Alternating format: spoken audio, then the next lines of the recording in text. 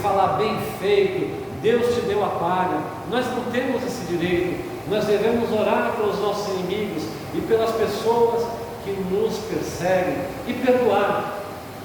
Eu me lembro do pastor que ele fez um mal para a gente e ele me encontrou no shopping e ele estava com a família dele, daí ele veio me saudar. Daí ele começou a chorar e falou: por favor, me perdoe do mal que eu fiz para você. Eu não joguei na cara dele o que ele tinha feito de mal para mim. Eu falei: está perdoado. E hoje, graças a Deus, nós temos relacionamento. É perdoar e ter graça para se relacionar quando encontrar. Não é aquele negócio de ficar aí no seu cantinho, não. É esquecer, é deixar para lá, não é amnésia. A gente vai lembrar quando a gente lembra, eu lembrei agora, mas a gente ter um coração de filho de Deus que perdoa. Já pensou se Deus falasse: uma hora atrás você fez isso, há 5 minutos atrás você fez aquilo? Já pensou o que seria de nós? Louvado seja Deus. Então nós temos que ser semelhantes ao Pai. Versículo 26: e além disso está posto um grande abismo. Olha o abismo que separa entre nós e vós. Não estava sozinho, né? Você vê o pronome da segunda pessoa no plural, vós. Ali não estava sozinho o rico. Tinham várias pessoas com eles, como tinham várias pessoas com Abraão e também com Lázaro. Nós e vós são primeira e segunda pessoa no plural, pronomes pessoais. Que coisa linda a palavra, né? De sorte que os que quiserem passar daqui não pode, nem os dali para cá. Então, se as pessoas ali no ar, eles falam: não, aqui está muito quente, eu vou pular, vou lá para um lugar que tem água, que tem tudo. Acabou a misericórdia, acabou a compaixão. 27, mais uma tentativa de persuadir o pai Abraão. E disse: rogo-te, pois, ó pai, que mandes a casa de meu pai, que o mandes. Mandar o Lázaro, né? O Lázaro, na concepção do rico, deveria ser mandado como uma pessoa ressurrecta à família daquele rico. E ele aqui ele faz uma apologia. 28, a defesa do seu pensamento, da sua tese: pois tenho 5 irmãos, para que lhes dê testemunho. Envia lá Abraão, fala: olha, vai ter um lugar muito bom para vir depois da morte, e um lugar muito terrível que não se deve vir depois da morte, mas tem que buscar Deus em vida, praticar as boas obras em vida, porque depois que vem aqui não tem mais jeito, é sofrimento. Então manda Lázaro para lá. 28, pois tenho 5 irmãos, para que lhe dê testemunho, fale essas coisas, a fim, na finalidade, de que não venham também para esse lugar de tormento. Perceba que ir para esse lugar de tormento é uma decisão pessoal. Quantas pessoas você e eu já não pregamos, e essas pessoas se recusaram, falaram que a gente fala a história da carochinha, que todo mundo fala essas coisas, que você é bitolado, que você é bitolada, porque vai atrás do pastor, que só quer saber de tirar o dízimo de você. É uma escolha pessoal, o crer e o não crer, mas tem uma consequência eterna. E depois que o corpo descer para a sepultura e a alma ir para um desses 2 lugares, não tem mais jeito. E há um abismo que separa esses 2 lugares. Imagine, direita e esquerda, e tem um abismo, que se a pessoa tentar pular lá, ela já cai direto naquele abismo. Inclusive os demônios têm medo desse abismo. Versículo 29, Abraão alcançou a sabedoria, né? E disse a Abraão: eles têm Moisés e os profetas, ouçam-nos. O que significa isso, minhas irmãs? Eles têm Moisés e os profetas, a Bíblia. Quantas pessoas, até dentro das nossas igrejas, não leem a Bíblia? Quem são essas pessoas? São pessoas interessadas num Deus que dá o aqui e agora. Não estão nem um pouco interessadas no destino da sua alma. Na verdade, não querem ouvir esses discursos. Elas querem chegar lá e Deus vai falar: abra o salão de cabeleireiro, porque serei contigo. Invista tanto dinheiro, não sei o que lá, que você receberá milhares de bitcoins. Elas querem o aqui e agora. Elas não querem o temor de Deus. As suas mentes estão possuídas de loucura. Essa é a palavra. E aqueles 5 irmãos e a família dele poderia ler a Bíblia, poderia ler de Gênesis a Deuteronômio, que são os 5 livros de Moisés. Há quem diga que Jó também foi escrito por Moisés. E eles teriam Isaías, o profeta messiânico, que fala no capítulo 32 que esse varão será como a sombra de uma grande rocha, falando de Jesus. No capítulo 53 fala do servo sofredor, que ele levou sobre si todas as nossas enfermidades, todos os nossos pecados caiu sobre ele. Mas eles não querem ler Isaías, eles não querem ler Amós, que diz: prepara-te, ó Israel, para te encontrares com o Senhor teu Deus. Eles querem ver novelas que falam não da Bíblia, mas de coisas sensuais, de coisas antibíblicas.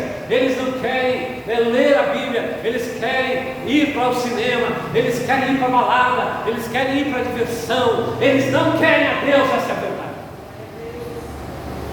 Não querem ser servos de Deus, mas servos do pecado. Então eles têm Moisés e os profetas, que eles ouçam. Existe uma diferença de escutar e ouvir. Queira Deus que aqui tenham pessoas que façam as duas coisas. Escute o som da minha palavra e ouçam aquilo que o Espírito Santo diz às igrejas. Ouvir significa obedecer. Escutar significa simplesmente os sons das minhas palavras entrarem e a gente poder fazer, como a psicologia fala, sublimar, jogar para trás. Não vou pensar nisso agora. E nunca pense no destino de sua alma. Estamos encerrando e ele ainda faz uma apologética, ele faz uma defesa de sua tese, versículo 30. E ele disse, é o rico falando: não Abraão meu pai, mas se algum dos mortos fosse ter com eles, arrepender-se-iam. Aqueles mortos que ressuscitaram quando Jesus morreu. Caifás se arrependeu, Anás se arrependeu, os soldados romanos se arrependeram? Ninguém. Ainda perseguiram mais os apóstolos depois da ressurreição de Jesus. Versículo 31. Abraão responde, e porém Abraão lhe disse: se não houve Moisés, se não leem a Bíblia, Moisés e os profetas, tampouco acreditarão, ainda que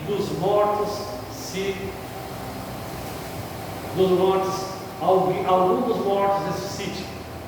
Quantos creram quando Lázaro, de Betânia, de Maria e Marta, suas irmãs, de fato se converteram a Jesus? As autoridades, diz o texto, queriam matar Lázaro para esconder a sua ressurreição.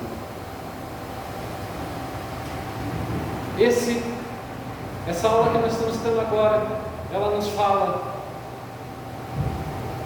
desse estado intermediário que nós vamos continuar estudando na próxima semana.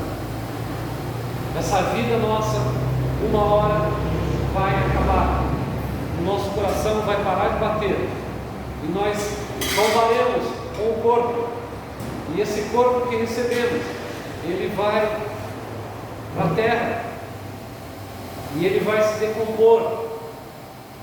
Como é que está o corpo de Dom Pedro I, Dom Pedro II? Virou pó, porque do pó nós viemos e do pó nós iremos.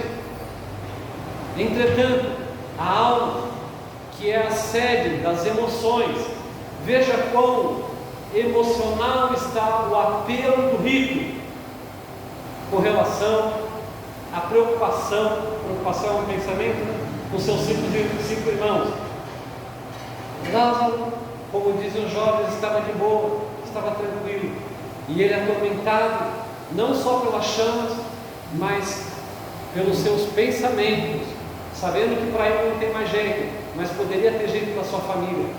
Quando nós estivermos nesse estágio da alma, que é o descanso da alma, que muitos chamam de sono da alma, nós teremos estado de consciência, nós saberemos, porque a alma, ela sente, ela pensa, ela tem vontade. Ele também não mudou nada. Por isso ele estava prepotente quando Deus não. Exatamente. Então o sentimento dessa alma do rico não havia mudado. E os nossos sentimentos de crentes mudam. Você já não é mais a mesma quando no primeiro dia você se converteu. Quantas coisas Deus mudou? Quanto mais flexível você é, quanto mais de oração você está sendo, de jejum, de consagração. No começo não era assim. No começo você pensava, isso não é para mim, ser crente não é uma coisa para mim. E quantas vezes vem no seu pensamento até a vontade de desistir, mas Deus tem sido fiel para contigo, tem estado com a tua alma, tem trabalhado na tua alma para que você seja diferente. E quando o homem morre e sem Cristo, ele permanece do mesmo jeito que ele estava, bem observado, arrogante, manda. Ele estava acostumado a mandar, não estava, irmãos? Ele tinha vários servos, vários empregados. Ele devia falar, me traz o café da manhã, me traz isso, me traz a roupa, me traz o linho fino. E ele estava dando uma ordem para Abraão, o pai da fé, porque ele era arrogante. É interessante que o humilde sempre pede, por favor, você podia fazer isso? O humilde muitas vezes, e é esse coração que Deus tem nos dado. Um coração é sentimento, sentimento é alma. Deus tem transformado a gente. Muitas vezes a gente escuta desaforos e a gente baixa a cabeça. Quando a gente não era crente, como é que era? Se a gente ouvisse um desaforo, a gente já saía também se destemperando.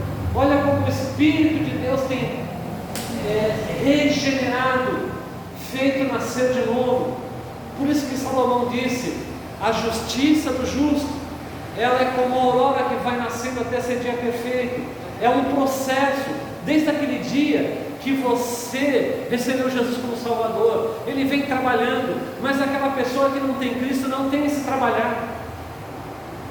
Eu trabalhei com um homem que ele era rico, ele era extremamente arrogante na Irmã Jaqueline, e ele tratava os funcionários maus. Na verdade eu trabalhei para 2 homens assim, era o chefe, o dono da empresa, e teve um que se referia a nós, os empregados dele, como mortos de fome.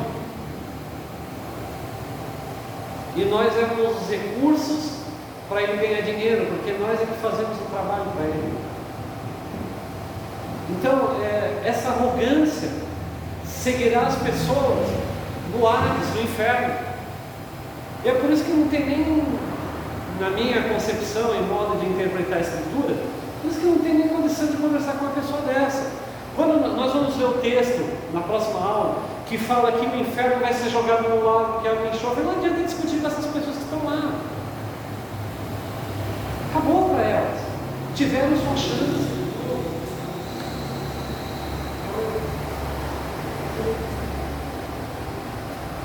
Com prudência, ver o que quer.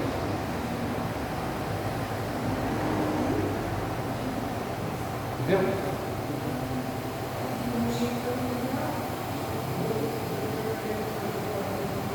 Então, meus irmãos, estamos terminando essa aula. Alguma pergunta? Entenderam bem essa parábola? A gente dissecou bem essa parábola para entender a questão do estado intermediário, que é onde ficarão essas pessoas até o julgamento. E no julgamento final, esse Hades vai ser lançado no inferno, e vão para aqueles que estão no seio de Abraão. O paraíso vai abrir os livros, e ali então na apostila está escrito alguma coisa, você vai ler, e eu queria só fazer esse último comentário. Na apostila está escrito assim, que alguns advogam que Jesus não estaria hoje com o ladrão que se arrependeu no paraíso. Eles falam que a vírgula está no lugar errado na tradução. Olha só o que os homens pensam, mas a gente tem que ver se pensa. Eles falam assim: eu te afirmo hoje, existe eu te afirmo hoje e eu te afirmo hoje estará comigo no paraíso. Percebe a diferença da vírgula? Se a gente não coloca no lugar certo. Então tem uns estudiosos que falam assim: Jesus não falou eu te afirmo hoje estará comigo no paraíso. Ele falou: eu te afirmo hoje que estará comigo no paraíso, mas não sabe que dia. Nós temos que tomar cuidado sempre com as interpretações dos homens, ok? Eu fielmente acredito, eu te afirmo que hoje estarás comigo no paraíso. A vírgula vem depois de hoje, não antes. Então a gente tem que tomar cuidado. Isso está na apostila, o que alguns teólogos pensam, e só para a gente esclarecer. Bem, vamos orar, senão nós